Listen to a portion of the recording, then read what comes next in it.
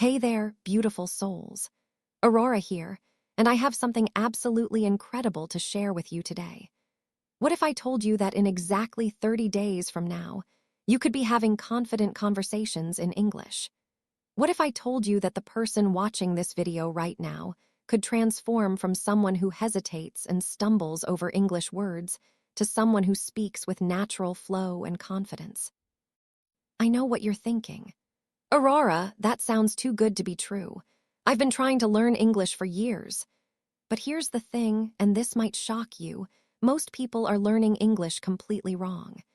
They're focusing on grammar rules, memorizing endless vocabulary lists, and getting stuck in textbooks that have absolutely nothing to do with real conversation.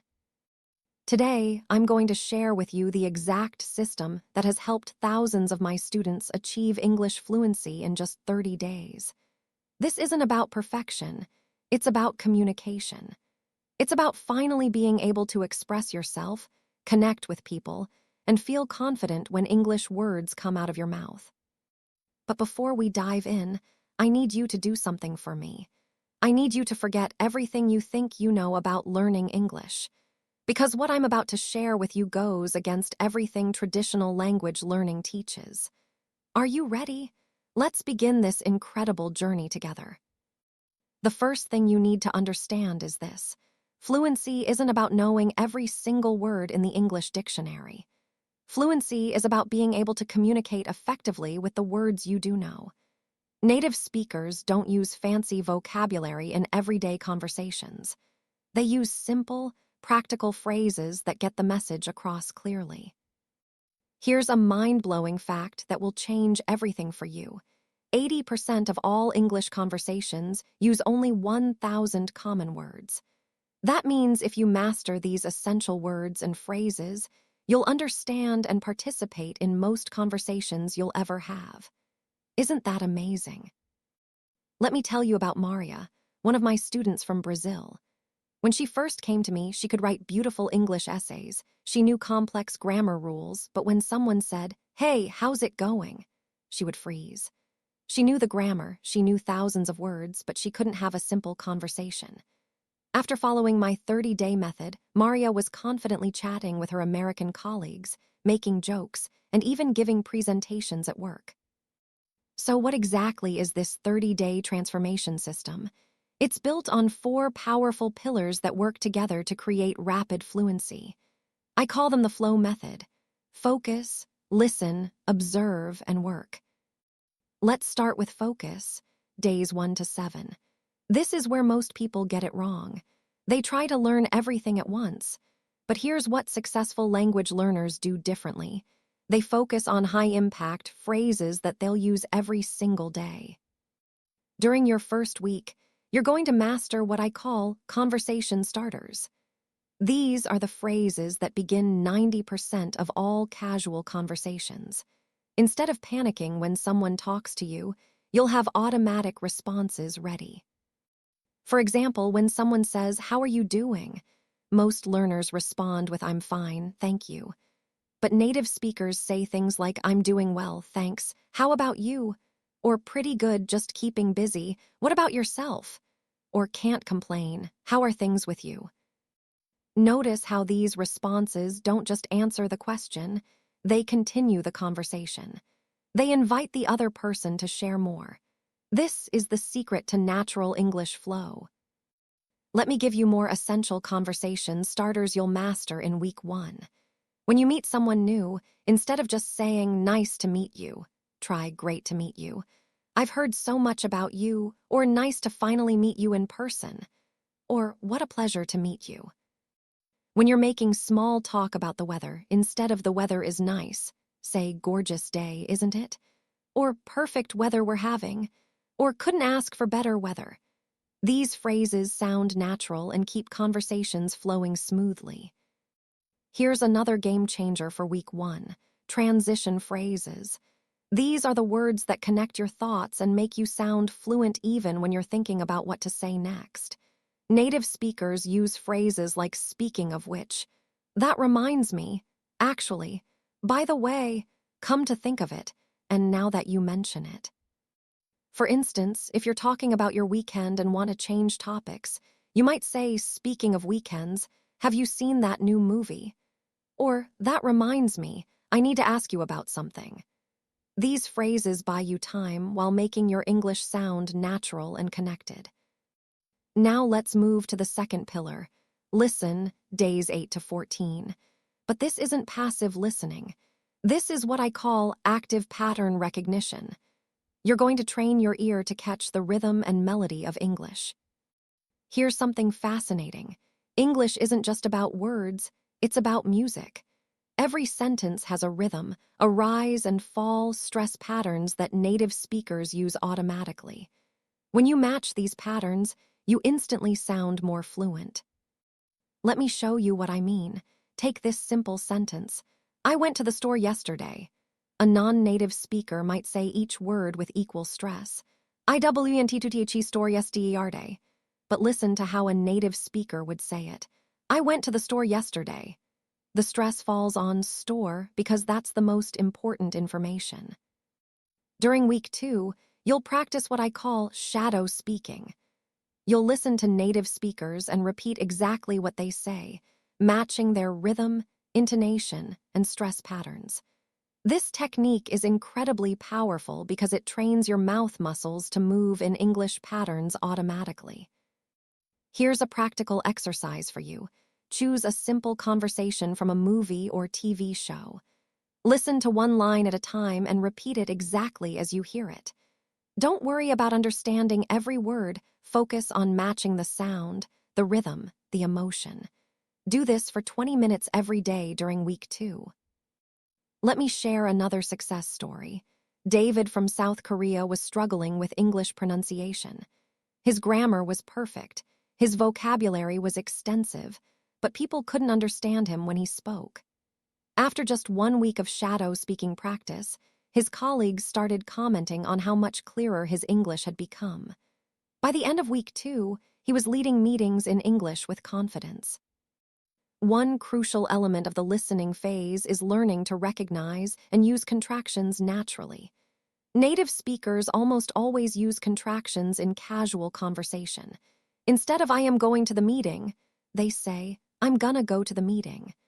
Instead of I would like to have, they say, I'd like to have. Here are essential contractions you must master.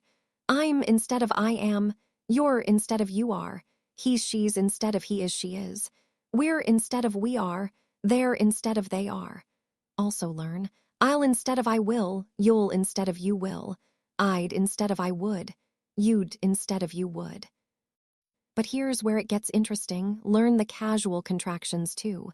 Gonna instead of going to, wanna instead of want to, gotta instead of got to, shoulda instead of should have, coulda instead of could have, woulda instead of would have. Now we move to the third pillar. Observe days 15 to 21. This is where you become a detective of English communication. You'll start noticing not just what native speakers say, but how they say it, when they say it, and why they choose certain phrases over others.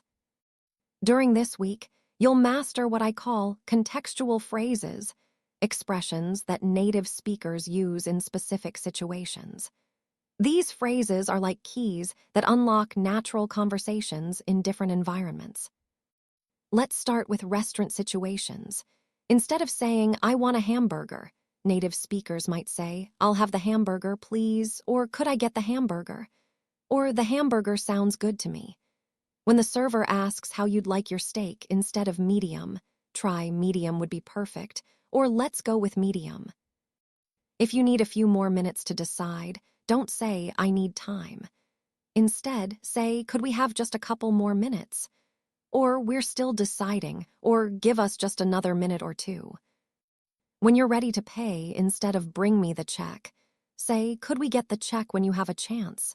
Or, we'll take the check whenever you're ready, or check, please. Airport and travel situations have their own special phrases too. When checking in, instead of I have a flight, say I'm checking in for the flight to Miami, or I have a reservation for the 3 p.m. flight. When going through security, you might need to say I have a laptop in here, or there's a laptop in this bag.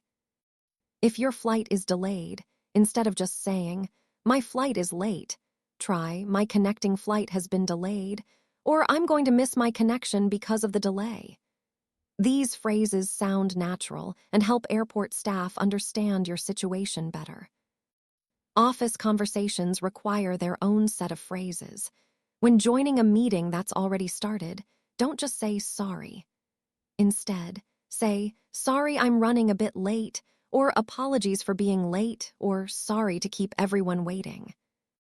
When you disagree with an idea in a meeting, instead of that's wrong, try I see it a bit differently, or I have a slightly different perspective on that, or that's an interesting point, but what about this angle? When you need to leave a meeting early, don't just say I have to go. Instead, say, I'll need to step out in about 5 minutes, or I have a hard stop at 3 p.m., or I'll have to jump off the call at 1:15. Here's something that will instantly make you sound more professional. Learn to use softening phrases. Instead of direct commands, native speakers often soften their requests. Instead of send me the report, try, could you send me the report when you get a chance? Instead of call me, try, give me a call when you have a moment. The fourth and final pillar is work, days 22 to 30. This is where everything comes together. You'll practice what I call real-world scenarios, where you use everything you've learned in actual conversations. But here's the secret that makes this week so powerful. You're not going to practice perfect English. You're going to practice recovery English. What do I mean by that? You're going to learn how to handle those moments when you forget a word, when you make a mistake, when you lose your train of thought. Native speakers have strategies for these moments too. When they can't think of a word, they say things like, what's that word I'm looking for? Or, you know what I mean? Or, how do you say it? Or, it's on the tip of my tongue. When they make a mistake, they say, sorry, let me rephrase that. Or, what I meant to say was, or actually, let me put it this way. When they lose their train of thought, they say, where was I? Or, sorry, I lost my train of thought. Or, what was I saying?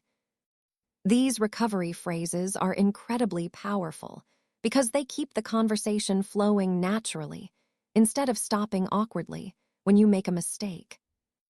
Let me tell you about Jennifer from Mexico. She was terrified of making mistakes when speaking English. She would rehearse conversations in her head, but when the actual conversation was different from what she expected, she would panic and stop talking. After learning recovery phrases, she realized that even native speakers lose their words sometimes. This gave her the confidence to keep talking even when she wasn't perfect. Now she's one of the most confident English speakers I know. During the final week, you'll also master what I call conversation extenders, phrases that keep discussions going when you want to show interest and engagement. Instead of just nodding and saying, okay, you'll use phrases like that's fascinating, or tell me more about that, or how interesting, or I never thought of it that way. When someone shares good news instead of just good, try that's fantastic, or how exciting, or I'm so happy for you, or congratulations, you must be thrilled. When someone shares a challenge instead of that's bad, try that sounds really challenging, or I can imagine how frustrating that must be, or what a difficult situation. Here's another crucial element for your final week, learning to express opinions naturally. Native speakers rarely start opinions with I think. Instead, they use phrases like in my opinion, from my perspective, the way I see it. It seems to me that. I have a feeling that. My take on it is. When you agree with someone, don't just say yes. Try absolutely, or exactly, or that's exactly right, or you've hit the nail on the head, or I couldn't agree more. When you partially agree, use phrases like that's true to some extent, or you make a good point, but, or I agree up to a point, or there's definitely some truth to that. Now, let me share the ultimate secret that ties everything together. The real key to fluency in 30 days isn't just learning these phrases, it's developing what I call English confidence. This means being willing to make mistakes, to sound imperfect, to communicate even when you don't know every word. Here's what I want you to understand. Every single native English speaker was once a beginner too. Every person who speaks English fluently has made thousands of mistakes. The difference between people who become fluent and people who stay stuck is simple. Fluent speakers keep talking despite their mistakes. I remember when I was learning my second language. I was so afraid of making mistakes that I would only speak when I was absolutely sure my sentence was perfect. But then I realized something important. Communication is about connecting with people, not about perfect grammar. The moment I started focusing on connection instead of perfection, my language skills exploded. I made more mistakes, yes, but I also had more conversations, more practice, more opportunities to improve. So here's your challenge for the next 30 days. Embrace imperfection. Celebrate your mistakes because each one means you're practicing, you're trying, you're moving closer to fluency. Let me give you a practical action plan for implementing everything we've discussed. For the first week, choose 5 conversation starters and practice them every day. Say them out loud, use them with friends, use them with yourself in the mirror. Make them automatic. During the second week, find English content you enjoy, maybe a podcast, a TV show, a YouTube channel, and do the shadow speaking exercise for 20 minutes daily. Remember, you're not trying to understand every word. You're training your mouth to move in English patterns. In the third week, become an observer. Notice how native speakers use contextual phrases in different situations. If you're watching a movie and someone orders food, pay attention to exactly how they phrase their request. If characters are having an argument, notice how they express disagreement. For the final week, find opportunities to practice. Join English conversation groups online, talk to yourself in English, narrate your daily activities in English. Use those recovery phrases when you make mistakes and keep the conversation flowing. But here's something crucial. Don't wait until you feel ready. You'll never feel completely ready. Fluency comes from practice, not from preparation.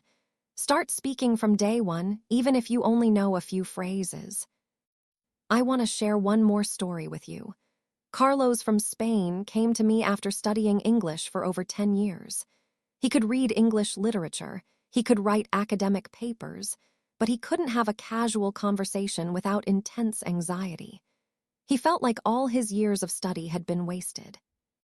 But here's what happened when Carlos started focusing on conversational phrases instead of grammar rules.